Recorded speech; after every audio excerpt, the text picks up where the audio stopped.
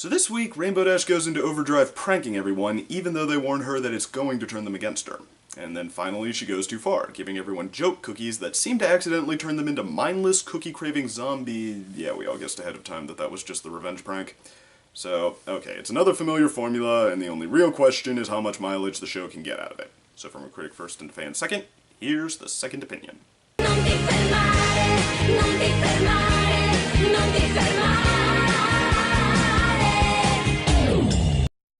Now, I'll say right off the bat that this episode has three things going for it. The atmosphere, the visuals, and the sense of fun. In that order. With its visuals, the episode goes above and beyond the standard. The intro portion is actually one of the times the show succeeds in coming across as dark and spooky. And then, of course, there's the cookie-craving zombies, which have just the right balance of campy and creepy. It's a great image. And like I mentioned, the atmosphere they pull from it is tied in really well. All of said visuals are accented with darker and richer colors than we're used to, and Pinky's sick routine adds a great sense of foreboding, even if we can guess how it's going to play out. She's just so good at being creepy.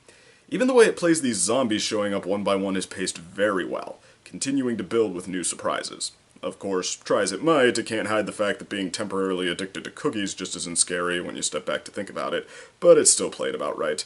And there almost seems to be a subtle implication that eating Rainbow is a possibility here, with her color scheme dripping from their jaws. You can really see the gusto behind this.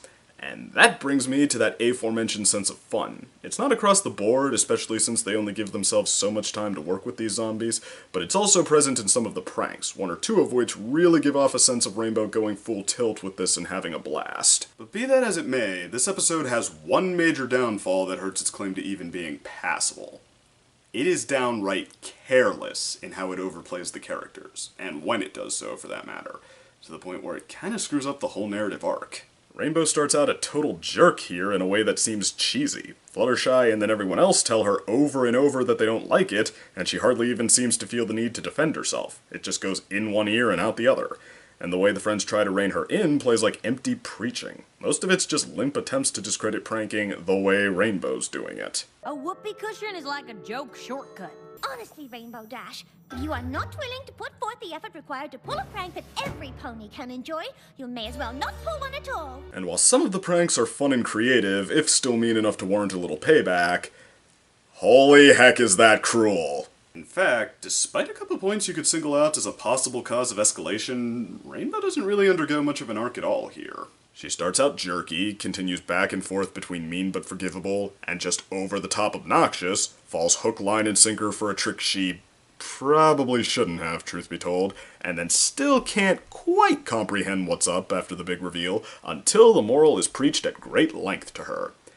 Upon which she accepts it wholeheartedly and acts like she's almost glad this just happened to her. Which brings me to my next point, because the part about teaching Rainbow a lesson is surprisingly hardball, with the others turning a little sadistic themselves. Just delighting in pranking the prankster. Yeah, how does it feel to get some of your own medicine? You should see your face. Talk about funny. You can't just go around pranking whoever you feel like. Gotcha! It's all more than a bit of a jump from these characters, always trying to make sure their friends' feelings aren't hurt when something happens, and having their best interest at heart and such.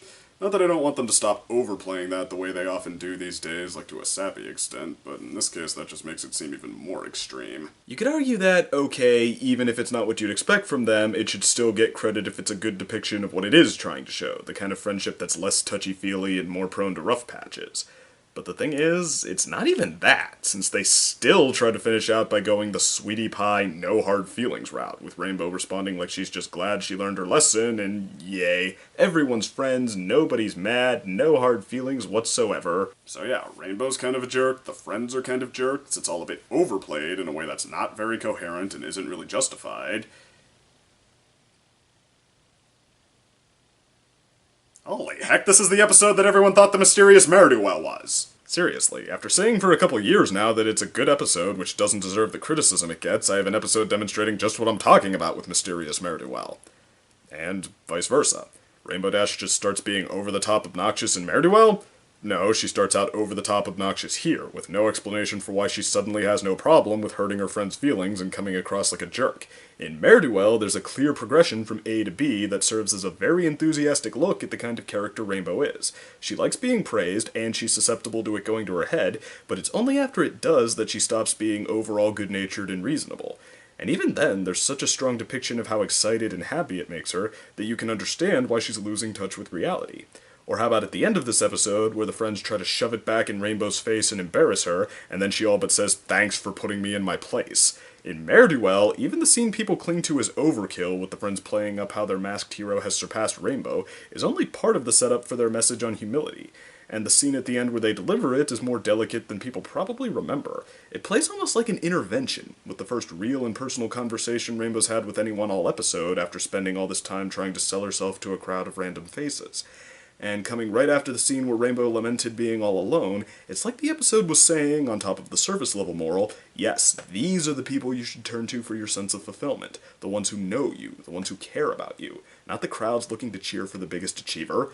And Rainbow needed to feel both extremes so she and the audience could see why this was better. Here, we're barely even supposed to care about what she's thinking, so it just plays like counterpunching her into submission. Yay. So there you have it. This episode did everything wrong that Ne'er-Do-Well did right. In fact, if people want to keep saying that that's one of the worst episodes, this would have to be the worst pony-related thing ever seen on screen. Which it's not. Like I was saying before, it has its perks, enough so that you could say it's better in its isolated moments than as a whole. Heck, for a lot of these pranks, you could totally see Rainbow doing it if the episode had taken the time to push her to that point. There's a lot of personality packed into some of them. It's a mixed bag in the vein of Newbie Dash and the one where Pinkie Pie knows. And like those episodes, we've had worse debuts from a new writer. If nothing else, we can say it's better than last week's episode, not least because it actually tried. So let's hope the improvement continues into next week. With the times, they are a-changelin'. Take care. See you there. If you enjoyed this video, please like and subscribe. If you didn't, just tell me with no revenge pranks. And if you'd like to watch another video, click the link on the right. Otherwise, just check the description for more links, and I'll see you next time.